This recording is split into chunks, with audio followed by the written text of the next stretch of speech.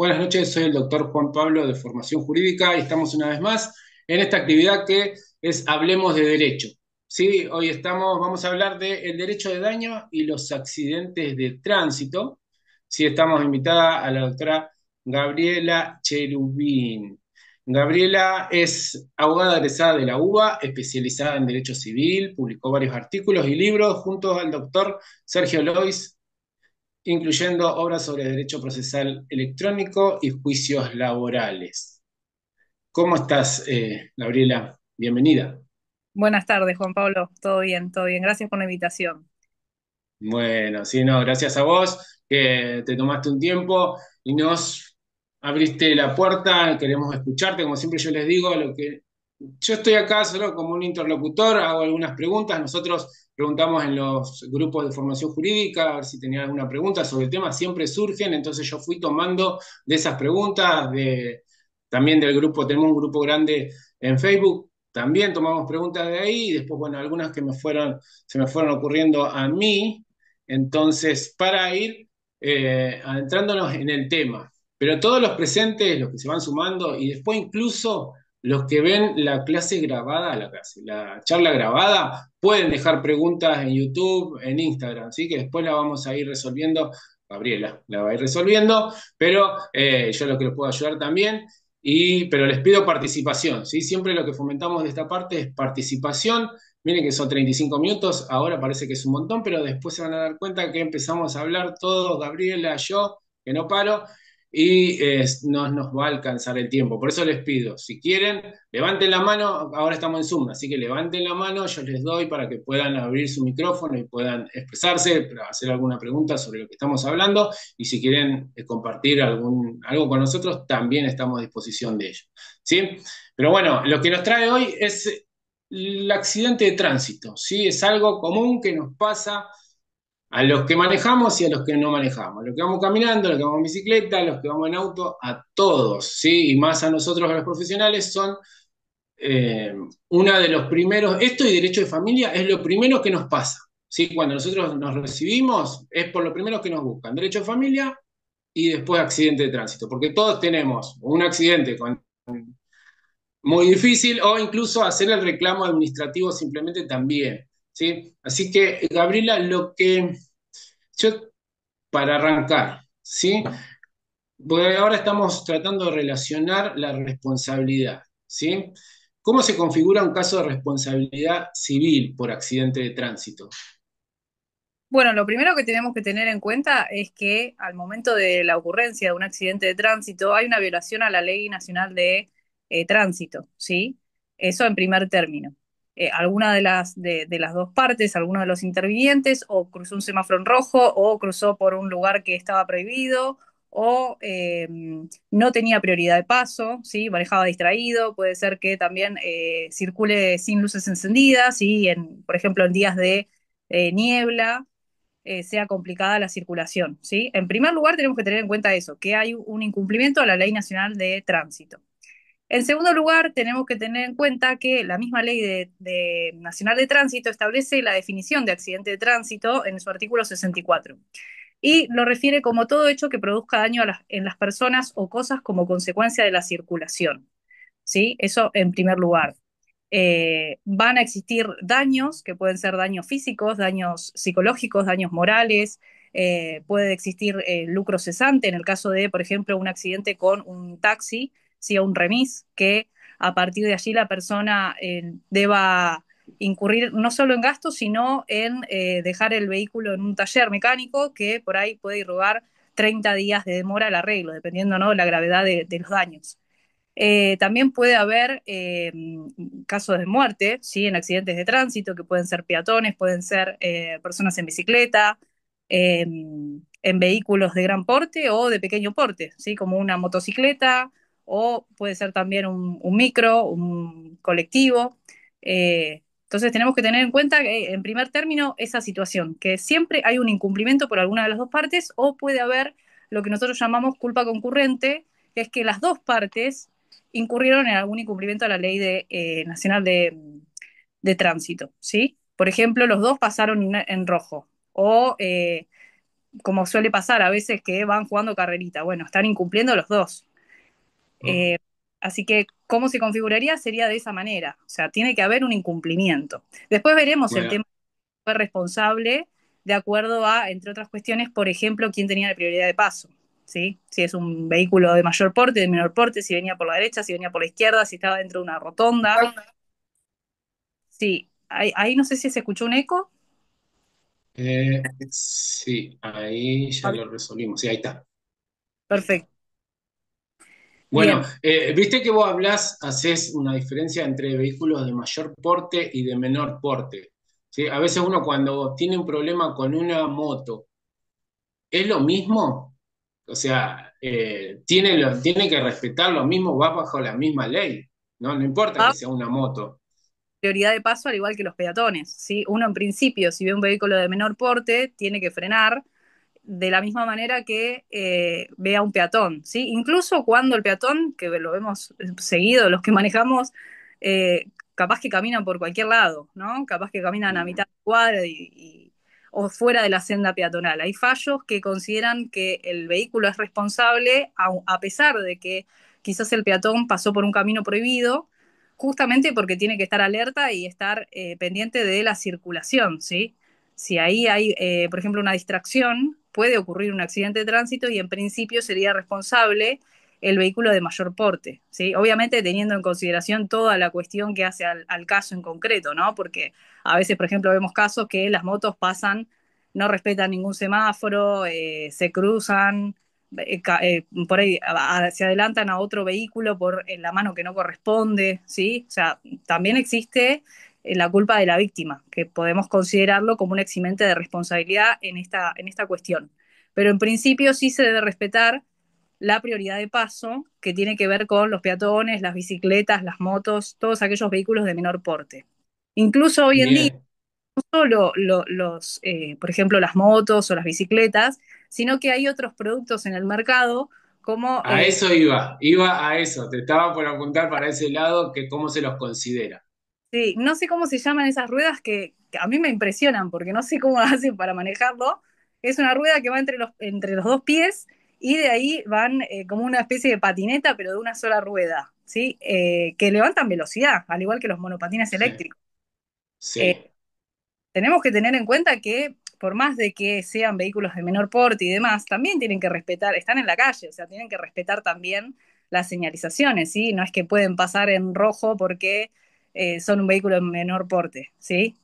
Muchas veces vemos que van capaz que a la par que un auto, ¿no? Ese tipo de vehículos también, si bien tienen prioridad, siempre hay que respetar las normas de tránsito, porque si no, cada uno haría lo que le parezca se compraría un vehículo de menor porte para hacer lo que uno quiere, y no es así. Eh, pero hoy en día tenemos que tener precaución también en esos tipos de, si se quiere, vehículos, porque en realidad no están patentados ni tampoco tienen seguro, pero sí, en algunos casos levantan velocidad importante, una velocidad importante en la calle. bien, pero vos cuando estás, o sea, si vos vas del lado de la víctima, aunque sea un tipo de estos vehículos especiales y te chocan, no hace falta que vos tengas, porque ni siquiera están regulados, o sea, no hace falta que vos tengas el seguro para iniciar el reclamo, que eso es lo que a veces uno dice, bueno, no, yo no tengo seguro, entonces no puedo iniciar. Claro, no, no, no. En principio, bueno, en este tipo de cuestiones que por ahí son nuevas, al igual que las bicicletas, que en un momento se discutía de si a las bicicletas había que ponerle seguro o no, más allá de las medidas de seguridad que la propia ley establece, como por ejemplo el casco de seguridad, las rodilleras y demás, sí se pensó en esto, ¿no? De ponerle o no un seguro en ese caso a las bicicletas, pero ahora yo creo que también tenemos que ir pensando si se va a establecer la misma discusión en ese tipo de movilidad que tenemos hoy en día, como por ejemplo los monopatines, que ya hace rato, por ejemplo en Capital, se los ve cada vez más. Pero no, no quita que si uno es embestido por otro vehículo, no quiere decir que no pueda reclamar por no tener seguro, ¿sí? Esto es lo mismo que decir, bueno, como yo iba en bicicleta, no tengo seguro, no puedo reclamar a la persona que me atropelló, ¿sí? Eso no es así. Sí hay que ver al momento de recepcionar un caso cuál fue la mecánica de lo que nosotros llamamos la mecánica del accidente, cómo se produjo el accidente, ¿sí? Por ejemplo, si el cliente viene y me dice, no, estaba escuchando música y no presté atención y pasé en rojo, bueno, es una cuestión, ¿sí? Que después habrá que probar cómo sucedió, que por ahí lo más difícil de probar es el tema de cómo aconteció el accidente, ¿sí? Más que nada en algunos casos que no hay, por ahí no tenemos testigos que acreditan de qué manera ocurrió el accidente, más allá de lo que por ahí pueda decir la pericial mecánica, ¿sí? Otro elemento con el que tenemos que contar, que hoy en día cada vez hay más cámaras de seguridad, es justamente con las cámaras de seguridad tanto de los municipios como las privadas, ¿sí? Eso es una herramienta interesante también como para nosotros dilucidar si el caso es potencialmente ganable o no, ¿sí? Porque a veces la misma víctima se coloca en una situación que es contraria a la normativa y que en definitiva el juez la va a resolver como culpa de la víctima, ¿sí? Y eso lógicamente no vamos a conseguir una indemnización para la víctima, a pesar de que por ahí puede llegar a tener lesiones, daño, por ejemplo, daño moral, daño psicológico, puede haber daños materiales, ¿sí? Si uno viene totalmente distraído y se incrusta por ejemplo, ¿no? Más allá del accidente de tránsito, hablemos de, por ejemplo, una persona que circulaba en una motocicleta a gran velocidad y se incrusta contra un local, ¿no? Ahí sí, obviamente va a haber lesiones, daños y demás, pero fue por la propia imprudencia del conductor, ¿sí? Eso también lo tenemos que tener en cuenta al momento de evaluar el potencial cliente, de qué manera fue con los elementos que contemos en principio, ¿no? Porque después podemos pedir por oficio el tema de las cámaras de seguridad y demás, pero por lo que nos cuenta el cliente, en principio por ahí dilucidar esa situación, ¿sí? Si el cliente mismo se colocó en un estado que podía ser potencialmente dañoso para él o para terceras personas, o si por el contrario Bien, estaba correctamente y fue investido. bien. Eso me lleva a consultar. A ver, ¿qué es lo que tiene que probar si tu cliente para llegar a tener chances de obtener una indemnización? En principio, para obtener una indemnización, tenemos que, obviamente, acreditar los presupuestos de la responsabilidad, ¿sí? La antijuricidad, esta situación que les comentaba, si el actuar de cuál de las partes o de las dos partes fue imprudente, ¿sí? Si fue contrario a alguna normativa, por ejemplo, la Ley Nacional de Tránsito. Después tenemos que probar el daño concreto que sufrió a raíz de ese siniestro, porque a veces sucede que, por ejemplo, tuvieron dos siniestros y una de las lesiones que se reclaman fueron reclamadas en otro accidente anterior y por ahí están en trámite los dos juicios. Entonces es difícil incluso para el perito médico determinar cuál de las dos lesiones fue la originaria y si continúa al día de hoy con esas lesiones y si son motivo o vienen de ese accidente de tránsito, ¿sí? Por otro lado, tenemos que probar el nexo causal, que los daños hayan sido consecuencias de ese accidente, esto que les comentaba. Y por otra parte hay que probar el factor de atribución, que si bien con el código de Vélez era diferente, hoy por hoy tenemos la responsabilidad por el dueño guardián de la cosa, que es objetiva. ¿Sí? No importa, a veces a mí me llegan casos al estudio que me dicen, bueno, sí, me están demandando porque soy el titular registral del vehículo, pero ni siquiera estaba en el accidente. Bueno, la responsabilidad surge justamente por ser el dueño guardián de la cosa, ¿sí? Por eso hay que tener cuidado al momento hoy en día ya no se utilizan, pero sí hay autorizaciones para conducir vehículos de otras personas. Antes teníamos la cédula verde y la cédula azul.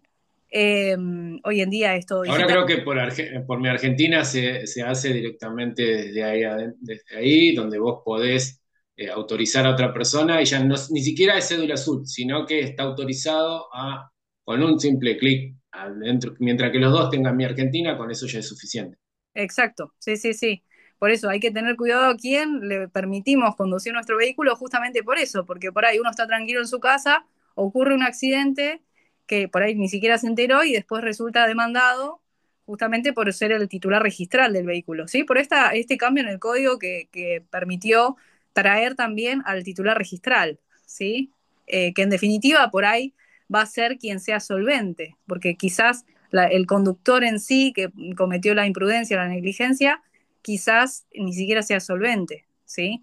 Entonces, también viene por ese lado el tema de la responsabilidad del dueño guardián de la cosa, porque tenemos que tener en consideración que el vehículo ya colocado en la calle es una cosa riesgosa según la doctrina y jurisprudencia mayoritaria, ¿sí? Ya de por sí es una cosa riesgosa. Se la coloca en la calle ya es riesgosa, ya hay un porcentaje de riesgo de cualquier tipo, ¿sí? Lo que hacemos con eh, el tema de respetar las leyes de tránsito y demás es justamente prevenir todo tipo de accidentes de tránsito, ¿sí?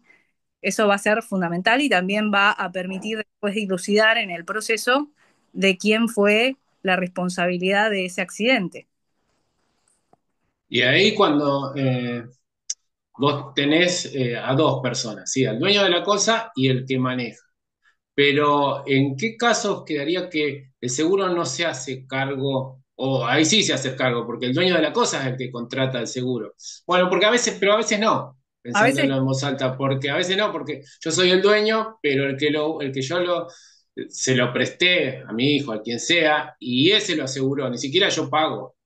exacto. Incluso hay situaciones por ahí un poco más complejas que tienen que ver con que uno cuando vende el vehículo lo que se hace es ir al registro y hacer la transferencia. En muchos casos, por ahí por una cuestión de costos o por ahí por desconocimiento de las personas o mismo por confianza, que pasa en aquellos casos en los que un familiar, por ejemplo, le vende el vehículo a otro o se lo cede de alguna manera, no suelen hacer la transferencia en el registro, ¿sí? Solamente firman un 08 y a veces ni siquiera eso.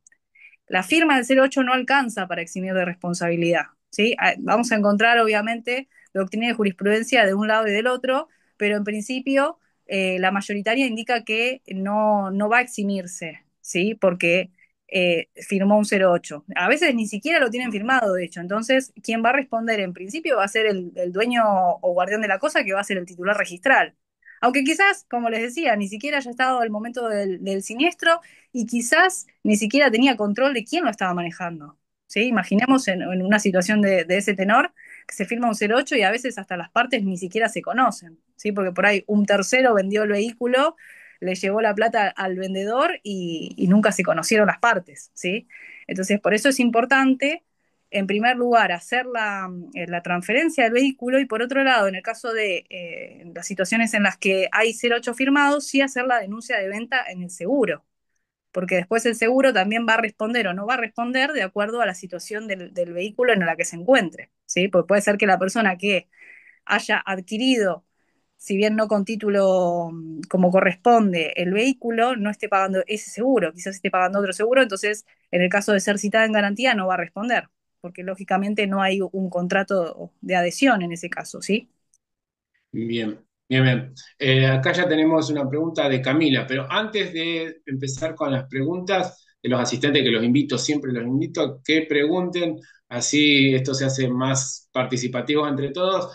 Les comento que estamos con Formación Jurídica y la doctora Gabriela, estamos organizando y vamos a hacer la semana próxima el taller de accidente de tránsito, se llama accidente de tránsito, cuestiones prácticas, van a ser dos encuentros online, lo vamos a hacer por Zoom como hoy, va a ser el 18, no, el 11 y el 18 de junio a las 20, y es, a ver, contanos, porque yo quería hablar, pero no, voy a dejar hablar a vos, Gabriela. A ver, Gabriela, contanos qué es lo que vamos a ver en ese taller.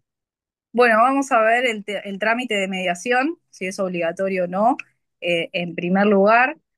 Vamos a ver después cuestiones procesales, ¿sí? Cómo iniciar la demanda, cuáles son los errores más comunes de entablar la demanda, cuestiones de competencia, ¿sí? Territorial, material, las partes, quiénes son las partes involucradas en un accidente de tránsito, eh, y en general vamos a ver el procedimiento hasta el dictado de la sentencia, ¿sí? Paso a paso, tanto en Capital Federal como en Provincia de Buenos Aires.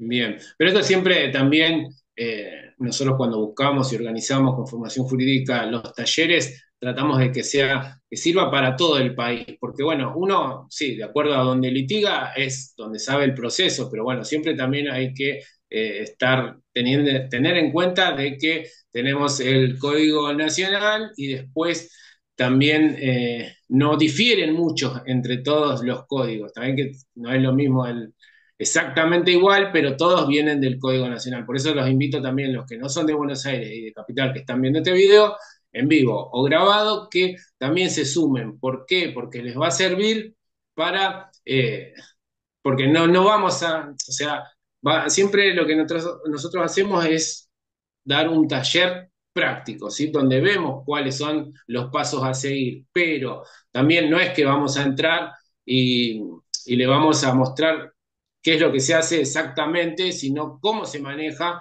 el, en la parte judicial en el proceso de Buenos Aires y de Capital Federal, ¿sí? Pero les va a servir para todo el país, eso no se hagan problema.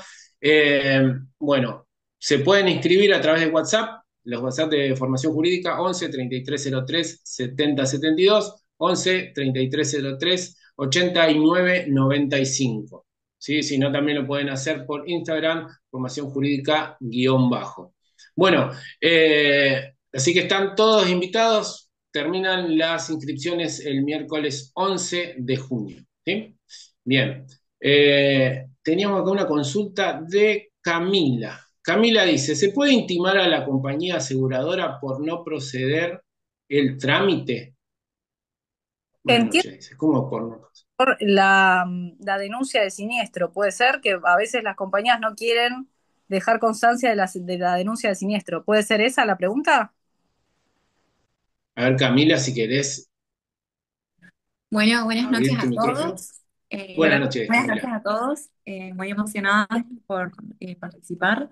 Yo me Gracias. refería a que, por ejemplo, a mí me han preguntado de que un accidente, por ejemplo, de tránsito, ¿y qué pasa?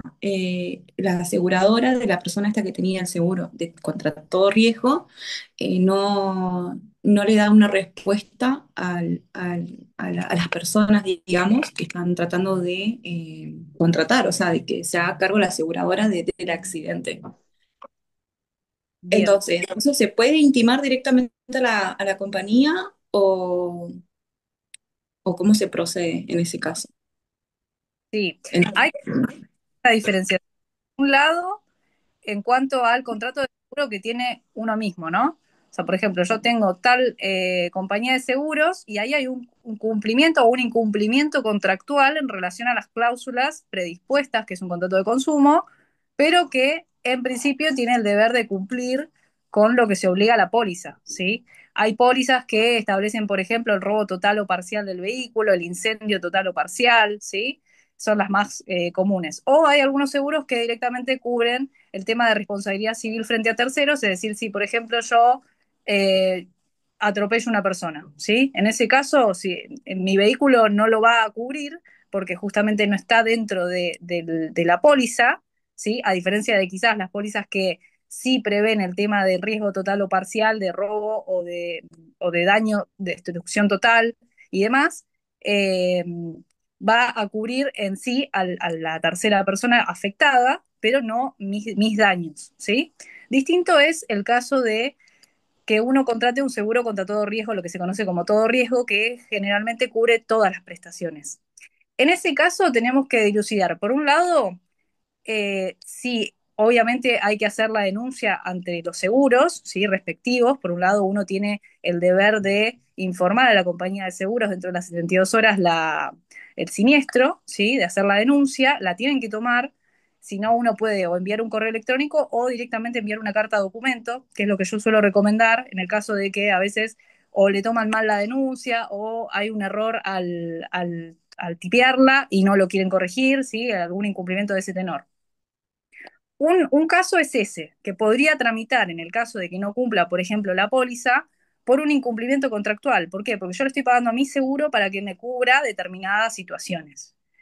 Esa es una herramienta que tenemos. Y por otro lado, tenemos en el caso de un accidente de tránsito, ¿sí? Que acá, por eso les decía, hay que dilucidar en primer término cómo fue la mecánica del siniestro, porque no va a ser lo mismo que yo le reclame a mi compañía que le reclame a la compañía de la persona que me embistió, ¿sí? La persona que me chocó. Entonces, en relación a mi compañía de seguro, va un incumplimiento contractual dependiendo de las cláusulas y la póliza y la vigencia de la póliza, que eso también va a ser importante porque muchas veces se escudan en que la póliza estaba vencida y quizás son un par de horas que estaba vencida. Y por otro lado, el tema de si la persona que me embistió fue la culpable de alguna manera del accidente, ¿sí? Por ejemplo, por haber cruzado un semáforo en rojo, ¿sí? En ese caso sí corresponde el trámite de accidente de tránsito per se, que vamos a iniciar la mediación y demás. Dependiendo el lugar donde ustedes se encuentren, ¿sí? El código procesal aplicable, pueden llegar a citar a mediación también en el caso de incumplimiento contractual por parte de la compañía de seguro, ¿sí? De su seguro, de su propio seguro. Bien, ahí estaba viendo Camila, ahí está. ¿Se aclaró la duda? Bien. de 10. Bueno, muchas gracias, Camila. Yo Tenemos acá a estoy tomando apuntes de Gustavo. todo. Ah, bueno, Gracias por... genial, genial. Igual después vamos a subir la grabación, así que Camila, tranqui, que después la vas a poder ver, ¿sí? Tenemos a Gustavo que hace una consulta recurrente, esta me la hicieron a mí. Ven, si tengo una dirección en el DNI y otra en la licencia de conducir, ¿es una falta administrativa? El seguro podría eximirse? No, no podría eximirse en principio porque en realidad el domicilio válido es el del DNI. En el caso de duda, se podrá pedir un informe al RENAPER, esto estoy hablando en juicio, ¿sí? Al RENAPER, el registro de las personas, o a la Cámara Nacional Electoral, ¿sí? Dependiendo si es extranjero o no, porque en los casos de extranjeros nos indican que no cuentan en el registro con esa información, entonces ahí tendríamos que pedir un informe al RENAPER. Pero no, en principio no es una exención. Hay que ver el caso en concreto siempre, eso es lo que siempre decimos y por ahí suena, es agobiante escuchar esa respuesta, pero la realidad es que va a depender del caso en concreto. A veces difiere la del DNI y la de la licencia de conducir, pero tengan en cuenta que al momento de la contratación del seguro, el seguro también tiene los datos de su asegurado, perdón, de su asegurado, y generalmente va a coincidir con el DNI. Y por otro lado, si ustedes intercambian, los clientes intercambian los datos con la persona que los enviste o la otra parte, digámoslo, si ustedes tienen contacto, generalmente se transmiten las denuncias de siniestro. Y en esa denuncia de siniestro va a figurar cuál es el domicilio actual, en este caso, de la otra parte, ¿sí? Porque les va a figurar también, hay una parte que indica si el tercero, por ejemplo, los datos del tercero y si estaba otra persona, si había otra persona como acompañante. En la denuncia de siniestro a veces se coloca que no había o a veces que se desconoce quién era la persona, ¿sí? Pero al momento ya del trámite judicial, esa documentación va a tener que ser incorporada por la citada en garantía, ¿sí? Siempre y cuando ustedes lo coloquen como dentro de prueba, lo ofrezcan como prueba y establezcan que la citada en garantía, en este caso, acompañe toda la documentación en su poder, ¿sí? Y si no, se va a aplicar la presunción en contra, en el caso de que no lo decida no acompañarlo, ya sea porque por ahí en algunos casos dicen que eso tiene que ver con una cuestión de privacidad, ¿sí? O que hacen al contrato en sí y que no están autorizados a acompañarlo. En ese caso podemos pedir la aplicación del artículo 388 del Código Procesal, que tiene que ver con, al momento del dictado de una sentencia, la aplicación de una sanción que tiene que ver con la presunción en contra, ¿sí? Que de alguna manera no lo quiso acompañar porque estaba por ahí tapando alguna situación, ¿no?